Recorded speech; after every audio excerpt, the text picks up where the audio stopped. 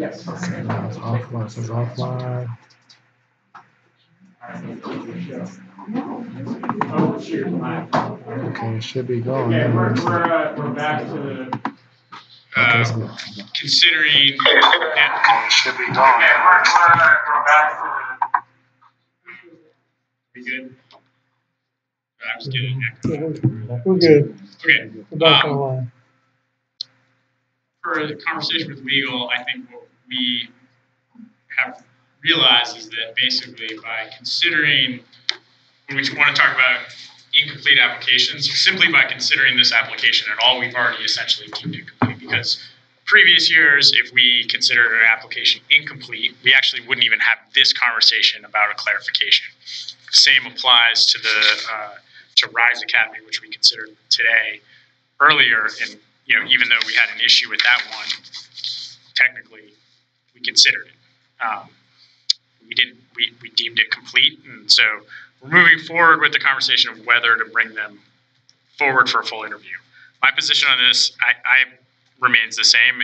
I don't, as compelling as the story is, as compelling is as the kind of the individuals, both the namesake and the folks involved. My position is that I think those things have to live in the application in its written form, and they currently don't, and I don't see how we're going to get past that. Given that also, I would couple that with this is not a unique situation where it is the only charter school in the county or something truly unique in that regard. So I'm probably going to vote against a motion to bring them forward to an interview. So I'll open it up to others for discussion. We don't have a motion yet. I am in agreement as far as the application was not what I would want, but I am compelled to want to talk to them further about it. That does not mean that they are granted a charter, because I agree with you that there's so many failures, and the education plan was not well written. But I'm impressed with what I hear, and I just like to talk to them more about that. All right. Any other comments, Sherry? Stephen? I mean, I would just like to review the application myself, and that's not going to happen unless it goes forward. I mean, I like our external evaluators, but I've also seen external evaluators pass finance plans that had $100,000 deficits. So I always like to look at it myself too, and rely on that. I don't know how, and like I said, I can't get in and see. I can't get into the system and see how the committee voted pass-fail, because that means a lot more to me than how an external evaluator voted pass-fail, and that's why I would want to go forward with it. Just because it's a close question. The other ones that we turned down, they weren't close questions. So. Yeah, and I would too. I have to rely more on the committee that read the application and their viewpoint of it, because again, it's hard to form an opinion of something I haven't been able to read. Well, Linda Lynn's the chair in that regard. Okay. I mean, part of me feels like, look, if we're that split on it, we should just bring them in and have the interview. That's kind of how we. Because based on the merits of the application, I would say no. So I don't want to make the motion. Well, somebody will make the other motion. Okay. And I'll second. All right. Any discussion on the motion? All right. I will probably go ahead and vote for this, Tammy. And my reasoning is I just don't. If we're that tight on clarification, I am of the opinion that we should just bring them in and have the conversation and do the interview. Although I'm trying to telegraph kind of where it's going to be a mountain for me to change, to move off of this. So. It's going to be very tough. Okay. Especially for acceleration. Extremely tough. Well, yeah. No, I mean, okay. Tammy wants to. Tammy, do you have anything you want to add? the application is extremely weak. I don't know if we're voting, if our vote to recommend is saying that we are stamping approval of this, or we're saying we recommend it that the entire group reads it, since there seems to be some desire. Yeah, that's basically what it's boiling down to, is that there seems to be some desire among the board, and so rather than generally we're directly aligned when we vote no for clarification, and in this situation there seems to be some desire to go deeper, and so we want to have the full board read the application and have a review. I'm comfortable if that's the motion. Yeah, the motion is definitely not stamping, and I will say very clearly and let the minutes reflect that this is not what I could consider a passing application. And I just would agree exactly with what you said. This is not passing the application at all. Okay. All right. It's been properly moved and seconded. All in favor of moving Robert J. Brown Leadership Academy forward for an full interview with the Charter School Advisory Board? All in favor? Heather and Tammy? All opposed? Aye. Okay. All opposed? Okay. Motion carries.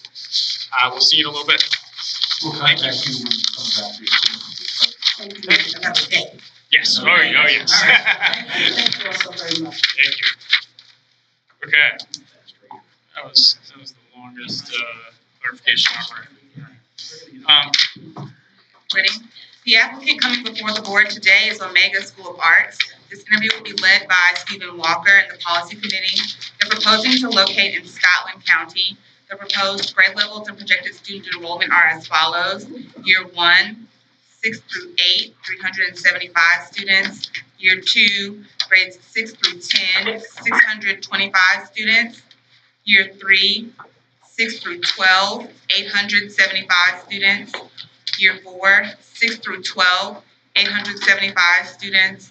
Year 5, 6 through 12, 875 students. We do have an LEA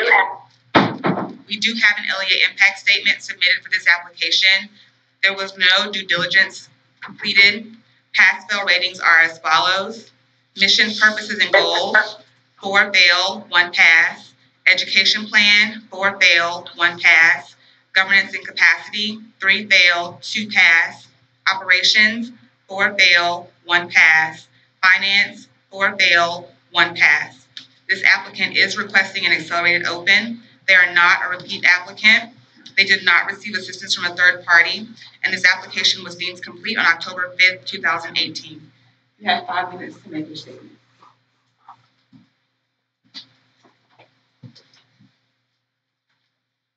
Good afternoon. My name is Beverly Satterfield. I am a product of Scotland County. I was born and raised there, educated through the system, and as well as taught there or was an administrator there. So I'm a 35-year retired teacher. Omega got its birth from having crucial conversations with community members. And we talked about how the schools were failing the children. And so in speaking with those parents and people in the community, the arts was born, and then STEAM came along. Of course, we're going to use Common Core, but STEM is STEAM is the focus. I mean, make sure that the terminology is straight. In our mission statement, we address that product by talking about being technical excellence, and I'm just so nervous, so please bear with me. I'm trying to get myself together. The mission statement addresses critical thinking, technical excellence, and creative expressiveness. And I think in the mission statement, we address that through STEM. That know-how that you find in the mission statement means that those children have the skill set that will allow them to be able to be productive in their academics. I present to you my board chair, Mr. Terrence Williams, or the school's board chair, Mr. Terrence Williams, and a board member, Dr. J. Gentile Everett, who can answer those questions that you may need to have answered. Thank you. So as we get started, Terrence Williams, were you originally a board member when the He was application not. was submitted? He was not. Okay, The board members that, let me clarify, the board members that we had withdrew their interest in the school. So how many board members that originally submitted are still on the board? One is originally submitted. Caitlin Metz is still there, and then we have a total of 6 board members now. Okay, because that was, I had a lot of issues. I think I failed every section of the application as I read through it. A lot of grammatical errors, sentences that didn't make sense. But one of the issues that I had was, there were only 3 board members when the application was submitted. Then I go in and read the bylaws, and the bylaws say that it only allows for 2 board members in the bylaws. And when the bylaws were made, I do apologize. We had a full board. And those board members, what happened was when it was time to get the application submitted, a lot of people didn't get their identity summary in time, so I could not submit their names through that portal. Okay, because, and do you have any idea why the bylaws say that it says there be a maximum of 2 board members in the bylaws? It should not have said that. Because that was, and just going through, it just seems like and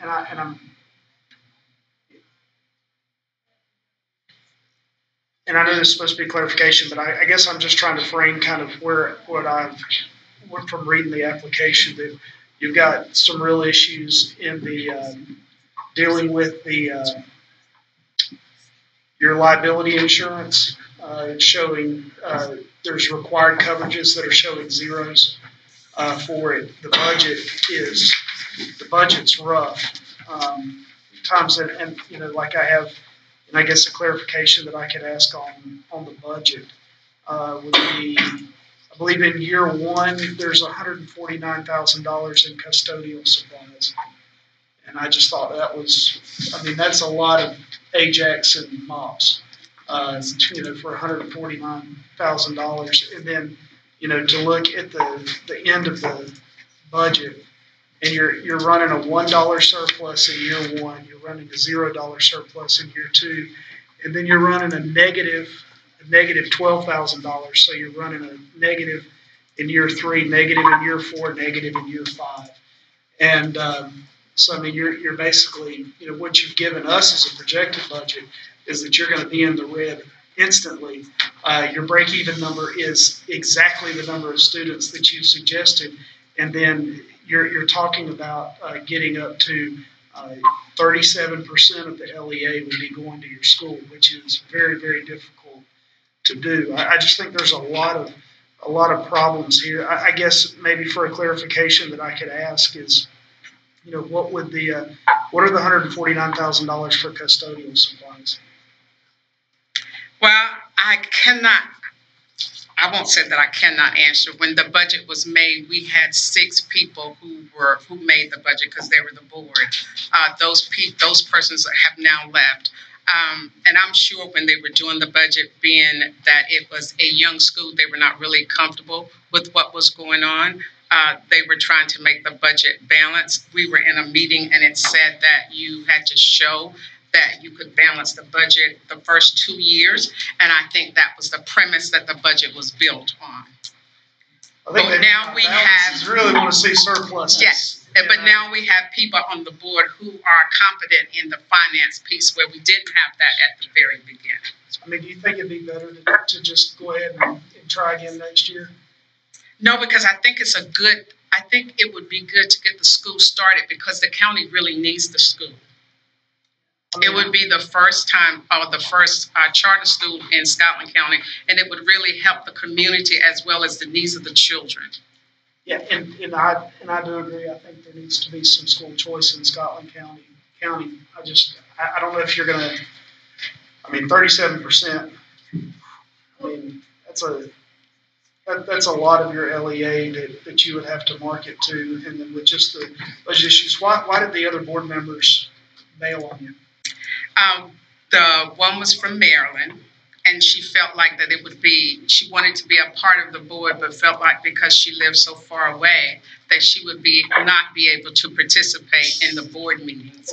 And the other two had a conflict with another school and decided that to keep from having the conflict, that they would withdraw from my school because they had their loyalty to the other school, more so than to this new school. I mean, I just have a lot of problem with us, and I feel like I'm monopolizing this here. And Lee, feel free to jump in anytime or Heather. But you know, talking about moving a school forward that basically is a completely different board than when they started, when they pulled in, that has all these issues. I just don't feel like I can, you know, that there's anything to go forward. I mean, there was you had one guy that apparently really liked the application, one external reviewer. He even gave a pass to your for your finance plan that was running deficits. But other than that, I mean, it's basically fails across. I think as far as committee members that reviewed it, from me looking at it, that it was pretty much fails all the way across. I mean, I feel like even just looking at the financial part of it, it wasn't very well thought through. I mean, even if you look at the revenues, I think they're being overstated because they have a third of the population coming from Richmond and Hope County are EC students. That's going to overinflate your revenues right there because they're counting a lot of those students as exceptional children and counting that revenue. I mean, Heather, do you have any comments? I just echo your sentiments, and Lynn, I had pretty much an issue in every single area. I failed every area. I was really concerned with the education plan and the lack of detail and clarity, and just you can't submit another edit to this. This is the final draft. I just felt too uneasy to pass any parts of that, but probably the financial piece. I mean, I don't know that I can weigh one over the other, but the revenues, just to kind of, I don't know if there's any way to explain this, but there's a component of the application where there are projected revenues, and while the student population goes from 375 to 625 and then stabilizes at 875, the revenue projections did not change on that one screen. So when you jump over to the final calculations of surplus and deficit, then it doesn't change, even though technically if you were able to pull all those students, then you would probably have a surplus. And I think just that oversight alone, and there's really no way to change that now. It's kind of in record. I just don't feel like that they're ready to move on. And I didn't really see where there was even a facility confirmed, so I don't feel like it. I think it lacks all the things that we require in an application. Yeah, I mean, I definitely didn't meet the requirements for acceleration. What I would just suggest is that the board go back, the newly constituted board goes back and really gets the rubric that has both the committee's comments and the external evaluators' comments, and come back next year with a stronger application. So I would move that we do not move Omega Academy, Omega School of the Arts Academy forward for an interview. Okay, so we have a motion and a second. Do we have any discussion or debate in the committee? All right, all in favor say aye. Aye. Aye. Opposed, no. The ayes have it. Mr. Chair, on behalf of the committee, I move that we do not move Omega School of the Arts Academy forward. All right, it's been properly moved and seconded. Well, has someone seconded that? Okay, it's been properly moved and seconded. Any discussion on the motion? Who seconded it? Linda. All in favor of not moving Omega Academy for the Arts forward? All in favor? Raise your hand. Aye. All right. Motion passes, and encourage you to come back again another time. Thank you. All right. Moving right along. We want to talk about our amendments. You want to take a 5-minute break? Pretty good. All right.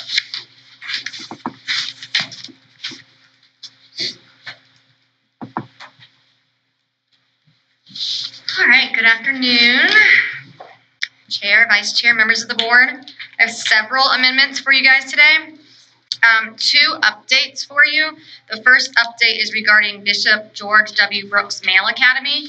They were scheduled to open in 2019 and they have just requested a delay. So just wanted to update you on that. That is due to the facility not going to be prepared in time. Nope, you don't have to do anything. I just wanted to update you.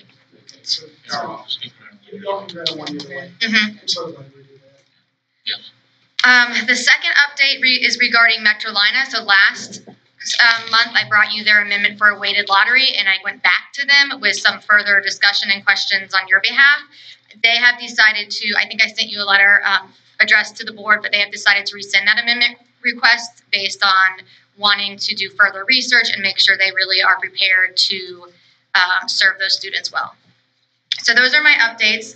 The first the first amendment I need you to discuss and vote on is from Hope Charter Leadership Academy and PAVE Southeast Raleigh Charter School. Hope Charter Leadership Academy has decided to relinquish its charter at the end of this school year. They have been in talks with PAVE Southeast Raleigh Charter to work out an articulation agreement. So how that would work for 1 year only, this 2019-20 lottery and application process. And the Hope students that are currently in K through 4 would be given a priority during the PAVE lottery. So PAVE currently operates K to 4, and next year will operate K to 5. They both share similar missions of promoting high expectations and character education, and they both have many students from the Southeast Raleigh area. All right, Mr. Quigley is recused in this, he just informed me, so. Okay. I will move that we recommend to the state board that they approve this amendment request. Yes. Second. So we got a motion and a second. Any discussion or debate or questions? So Hope just decided on their own to close it. I saw it on the news last night. Did you see it? We've been talking to them probably about close to a year about this, and they just feel like with the model that they have and the small number of students that they have and all the energy that they've put into it, they just aren't getting the results that they want to. That's too bad. It is. I've said over and over, I think this is one of the strongest boards we have in our charter school family, and this is an example of what's you do right for the children. And that's when they went into discussion with PAVE to see if they couldn't get their students enrollment priority at their school. And both boards have met. I've met with both boards and several times with the whole board. So they just felt like they just couldn't sustain the school. And it's sad because it's a very nice building they're in, and they try really hard, but they just. Are they in close proximity too? Excuse me? Are the 2 schools in close proximity? They yes. So close enough that a parent would be okay with it. Okay, good. Any further discussion or debate? Hearing none, all in favor say aye. Aye. Opposed, no. Aye. The ayes have it, and we'll move on to the next one. Okay. The second amendment today is from Queens Grant Community School. They are seeking to adopt another articulation agreement. Well, not another, but this is another articulation agreement amendment. They would be adopting an articulation agreement with Matthews Charter Academy. So both charter schools are located in Mecklenburg County. Queens Grant serves K to 12, and Matthews Charter serves K to 8. So the articulation agreement would give preference to those students matriculating from Matthews Charter Academy in 8th grade to get into the high school at Queens Grant. And similar to the other ones, this is requested under the section of General Statute 115C 218.45 that allows these type of agreements. We recommend approving. I'll second. All in favor of approving? Or any discussion on the motion? Hearing none, all in favor of approving? All right. Heather and Tammy? Yes, I vote yes to approve. Okay. As did I. All right, moving along. So we're getting into the enrollment increases that take place around this time of year. General Statute 115C-218.7 allows enrollment growth from charter schools up to 30%. If it is more than 30%, then that school must request an approval from the State Board of Education. So I'm bringing you these requests now to vote on each school, and then next month I will bring it to the State Board for their approval. The statute states it has several requirements for these schools when they're requesting above 30%. And what the schools do is they basically answer these questions in the CSADM system, and then the system will tell them if you're eligible or not eligible. So the way I organized these schools today is I told you what was listed as eligible and which was listed as non-eligible in that system. The first school I'm bringing you, though, is a little different. This is Oxford Preparatory School. This one is different just because they could not input those answers into the CSADM system because they are requesting an enrollment increase over 30% and a grade level expansion that would begin in 2020. So it's 2 years out, so they aren't able to put it into the system, which is just projecting a year out.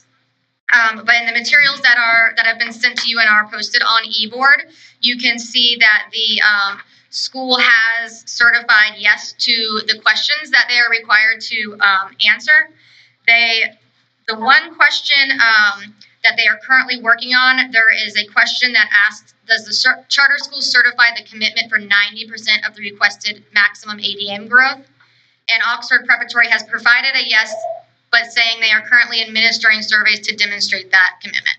So they have not reached that 90%. They are in the process of doing it. I have, in my attachments to this summary, I have sent you, where they're at so far in that process. But otherwise, they meet the other requirements. And what they are requesting is, in addition, they would be moving down to K or 4 through kindergarten. So they're building out their school to K through 12, but they're moving down to kindergarten. The expansion would add 330 students, which would be a 63% increase, which is why it's requiring this this approval. What are they currently? They're 612. Or they're building up 612. Yes, they're 612, and they're 612 now. They've already received amendments to build 5th grade. Our 6th grade, I think they did this year. Next year, I think they're doing 5th grade. 5th grade's next year. That's why they're moving off to 2020. Yes. There's 612 now. Yes. Right now. And they're going down to 5th? Mm-hmm. Next year. Is that in their charter? They've already received that amendment. Yeah, you can do that just as a matter of course under the statute. I guess my question is why are they asking us to approve this 2 years out? Oh, good point. Yeah, they have, and this was in one of the letters I sent you, but they are seeking funding through the Communities Facility Direct Loan Program. So they are, the program apparently moves pretty slowly, and they need like administrative approval before they can get into that loan program. I mean, I guess the question that I have is it going to mess up their loan program if we make it contingent on next year, them still meeting the requirements for the expansion? I guess that's my question is because, if they lose some students or something like that, they're not within the 90% next year, but we've already approved them. I guess that's, I don't know, it's a weird one. This is one of our stronger schools. They do an excellent job. I'm sure they will. Well, based on that, then I'll move that we recommend to the state board that this be approved. I'll second. My other question was, they were adding 1 year, but they're going to add 5 years. No, 5th grade, because they can do that. They can do that anyways without So then the requesting. following year, they're going to add kindergarten through 4th grade. Yeah, so that's 5 grades at one time. Yeah. I second the motion. That one will probably have to be explained to the state board. Yeah. very successful models of that happening in the past. We have an established quality schools, move down or up. Kip has done that. We did. Taught TJ did that. Well, didn't Heritage Collegiate do it too? Henderson? Henderson. We have a motion on two. Yes, we just Any need a vote. discussion? All right, call for a vote. All in favors? All right. On the phone? Aye. Aye. All right, all opposed? Okay, is that it? No, that is not it. So yes, now Oxford Prep was a little, like I said, a little unique because it's 2 years out. These other schools that are all under one executive summary are requesting an ADM or increase over 30% for next year. So it went through the CSADM system. I'm going to discuss the schools that are considered eligible based on the criteria in the system that is, like I said, they put in the numbers, the administration, and then it's kind of spit out to us whether it's eligible or not. The eligible schools are Northeast Academy of Aerospace and Advanced Technology. They are requesting a 37.6% increase. Iredell Charter Academy, they are requesting a 60% increase. Moore Montessori Community School is requesting a 46% increase. Triangle Math and Science Academy is requesting a 40.3% increase. Cross Creek Charter School is requesting a 43.4% increase. And Stars Charter School is requesting a 40% increase. So they are all, those schools are all listed as eligible based on the questions that are in the statute and that are asked in the CSADM system. Okay, so based on them being eligible and they're not only low performing, they've met all the requirements, they just need our approval. I would move that. I do want to add one thing. I need your motion to, because they have not sent in all the required documentation, but I've been working with Deanna and State Board. It needs to get to State Board in January. So this motion needs to be conditioned, like approval needs to be conditioned upon receipt of the required documentation. All right, then I move that Northeast Academy of Aerospace and Advanced Technologies request and Iredell Charter Academy's request and Moore Montessori Community Schools request and Triangle Math and Science Academy's request and Cross Creek Charter Schools request and Stars Charter request all be recommended for approval, conditioned upon them submitting all required documentation to the Office of Charter Schools. So we've got a motion and a second. Any further discussion or debate? Hearing none, all in favor? Let it be known by raising your hand or saying aye. All right, any opposed? The ayes have it. And then we've got two here, it looks like, that are not eligible statutorily. Yes, I have two that are not eligible. Charlotte Choice Academy, they are requesting an increase of 92.3%. ADM, I believe that they have, I believe they lost about 50% of their students last year. And so they're trying to, it looks like they're trying to increase that number again. But based on the questions they were asked, they stated no to having the first month eligibility of 90%, because like I said, I think they lost about 50% of their students this year. They also stated no for having a commitment for the 90% of that enrollment, which those two no's would make them ineligible. Unless you guys wanted to, I don't know that. Yeah, okay. I mean, I'll just go ahead and say, I'll move to Charlotte Choice and Lakeside Charter Academies requests for admissions, enrollment increases. We recommend that they be denied. Can I ask by statute? Why Lakeside?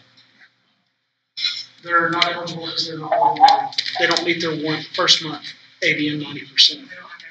And if you don't meet that, we can't approve it by statute. I mean, our hands are kind of tied here. Their attendance is very low too. Their attendance is low. Yes, their attendance is low. They're working really hard to rebrand and work hard. Their new principals working themselves to death. And I think they're going to be able to. I don't think they're going to hit that 30% mark, but I think they're going to hit above 20 if they were given permission to.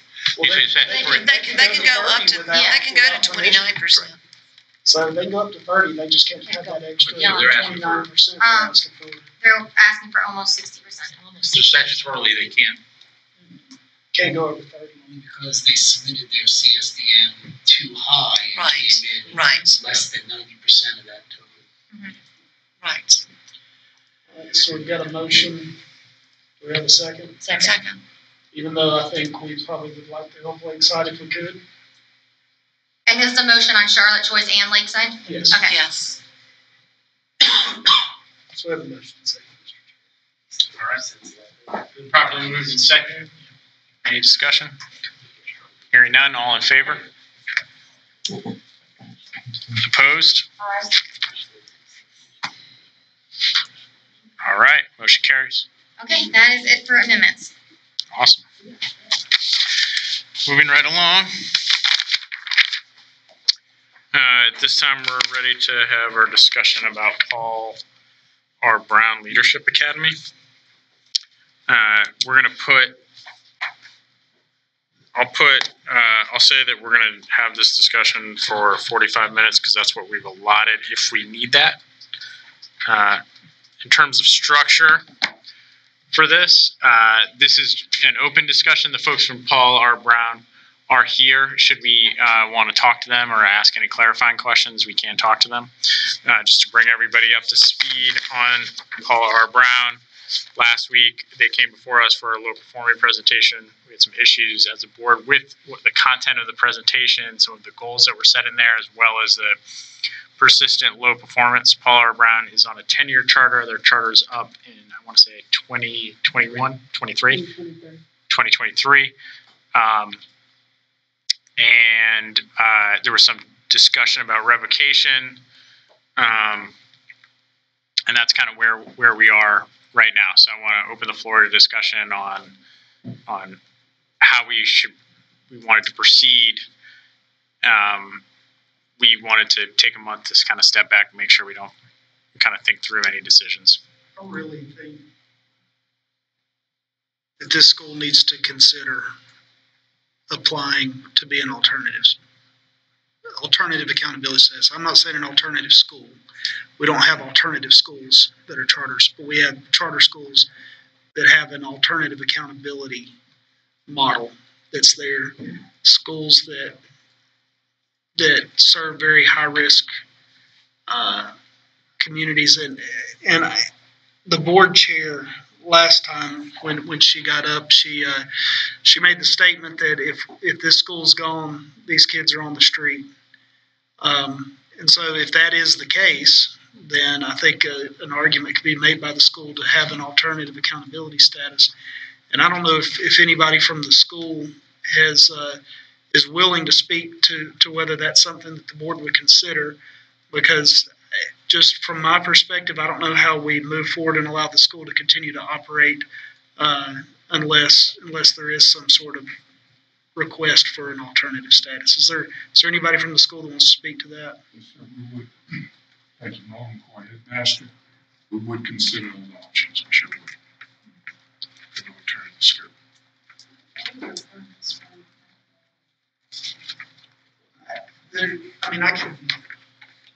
We can go through and.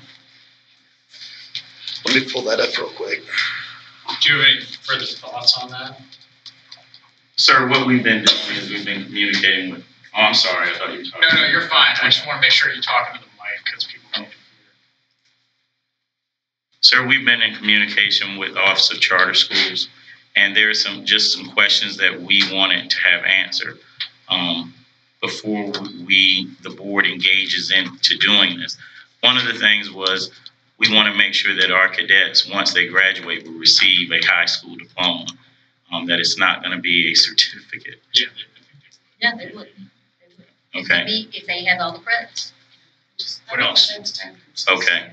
And the other thing that we're concerned about with being becoming an alternative program is if a cadet well, a potential cadet gets kicked out of his school on 1 February, are we bound to take him on 3 February? I don't think so. I'm not going to lie to you that part of our program works with them being there in August and them becoming indoctrinated. It doesn't change anything other than how you are graded for accountability purposes. And so the requirements, you have to have grades 9 through 12. You've got that.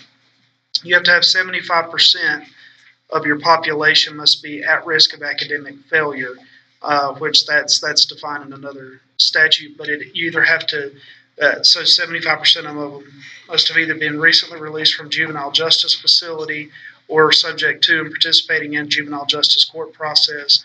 The student the student must be currently served by a treatment facility or have recently been discharged from a facility. They must be under a long-term suspension from a public or private school or a high school dropout. So it is a tougher thing. And so I would just really encourage y'all to work with the Office of Charter Schools to see where you fall on that at-risk as it's defined there. And then see, and I think if we probably knock this out a couple months from now, to maybe 2 or 3 months to allow those discussions to happen and to see if, because I think everybody at the table probably agrees this if it doesn't fit the definition of an alternative accountability school, it should,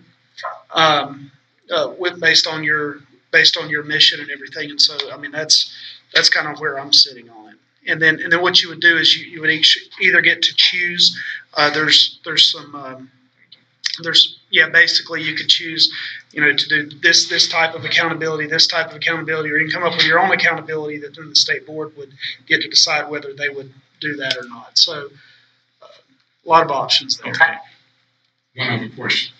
At any given point in time, would we be allowed to apply for regular charter if we go alternative then later on? I think if your board, of course, if the board applied for another charter, or if you decided you didn't want to be in the alternative accountability anymore, I think you could do that. Stephen, are you saying these are annual? Because this is a regular high school. They are not. Their students are not juvenile. Can I say something, man? Yeah. We serve at-risk kids. We serve kids that weren't making it in the public school environment. We serve kids whose parents have lost their jobs because they were having to come out to the school every day to deal with something. We serve kids that are homeless. We serve kids that need a chance for somebody to groom them and get them on the right track. One of the situations that we're in now is our 6th, 7th, and 8th graders don't fall into the typical categories because when we get them early, we can modify that behavior so that they're not being put into the criminal justice system. We will give any kid a chance as long as he's willing to come, wear the uniform, and try.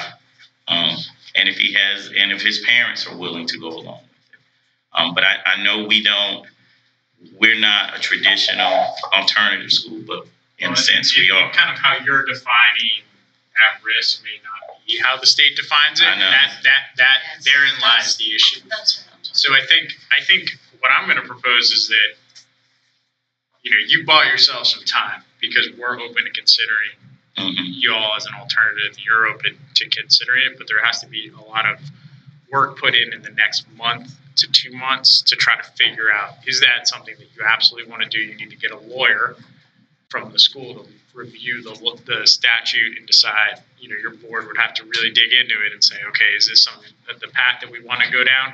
Or do we want to, do we want to just stay as we are and see how that is going to turn out? Because I don't think at this today we're ready to. I'm not ready to say I'm ready to revoke the charter until giving you the space to kind of sort this out. So I think your board needs. It's not our responsibility to explain to you what an alternative school is. It's not. We're saying, hey, this could be something for you to consider. We're not making you do it. The onus is on you and your board. And I would get legal counsel. It's not connected to this board, not our lawyers, to really review it and give you a recommendation about whether or not this is something you want to pursue. And then we could put you on the agenda. We can kind of just put Pollard Brown on the next 2 meetings. We can tell you when we're going to talk about it. You might be able to submit us a written report. You don't even need to come. But we can kind of, over the next 2 months, basically now in February, you tell us if that's something you're going to do. If it is a transition you want to make, then we have a vote to make. If it's not a transition you're going to make, then we also may have a vote to make, may not. We have been discussing it with Office of Charter Schools, and the board's regular meeting is tomorrow. Okay. And so that would be something that I'm sure they're going to have on the agenda. Yeah, and I would just highly recommend getting outside counsel to review the law, to tell you exactly what it means, to play out what that means for the type of students you could legally accept, the students you could not legally accept, to have some people call the other alternative schools and talk to them. I think you may have somebody working with you that is connected to an alternative school. I would just, if I were you, I'd want to play all those pieces out. So. How does this impact the middle school piece? I don't know. I mean, Because that would, I think you become alternative accountability through the whole school. yeah, even though you have a high school too. I think that was my understanding. Yeah.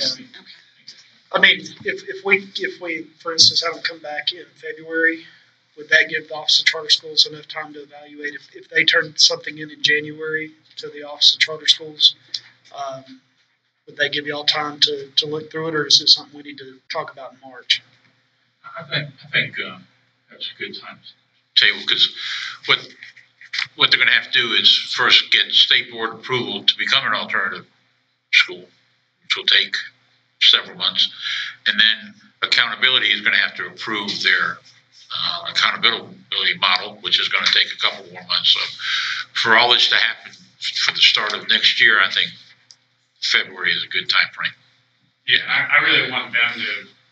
They need to make that. I think the first step is really know what it means. Really make that decision that that's what you want to do before we even really have something else to talk about. Does that make sense? Sure, it does. Okay. Is everybody here good with that? Mr. Chair, I would just move that we discuss Pollard Brown on the February agenda. Okay, excellent. In our office has been 2 visits to the school. Mrs. Carrie used to keep. Thank you. Okay, so it's been moved. Can I have a second? From Lynn, from Sherry, seconded to discuss them in February. So it's been properly moved and second. Any discussion? All right, hearing none, all in favor?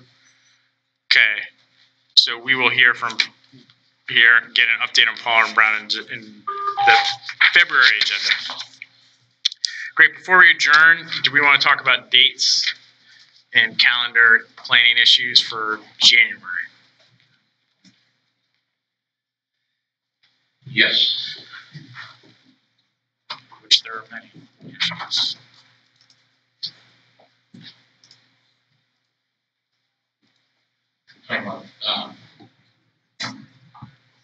Yeah, which are we gonna have? We're gonna have a 3-day meeting, and when is that meeting? What are we looking at here? Right now, it's scheduled for 14th, 15th, and 16th. January. Okay. Is everybody good with that? Sorry, what were the dates again? January 14th, 15th, and 16th. Oh, okay, yeah.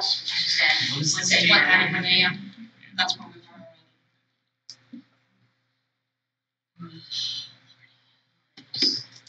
February 11th, 12th, 13th. Yep.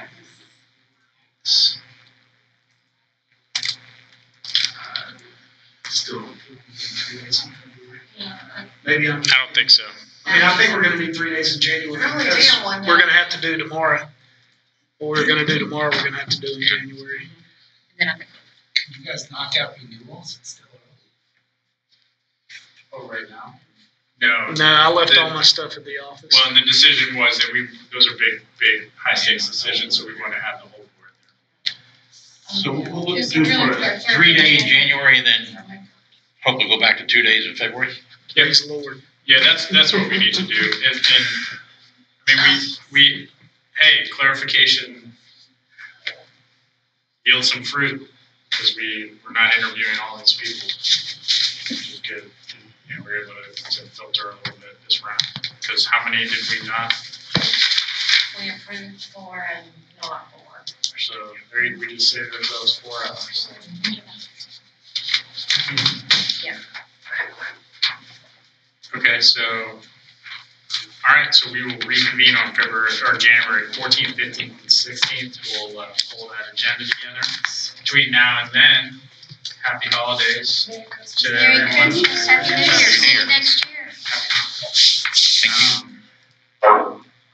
And we'll see everyone in 2019. Thank you all for your work. Is Hanukkah over now? And no leadership calls on I Thursday. think Hanukkah's over. Yeah, no, I think it is. Probably not until next year. I think it ended Monday. Monday and Tuesday. And, yeah, no leadership call on Monday. Stop it. Yeah.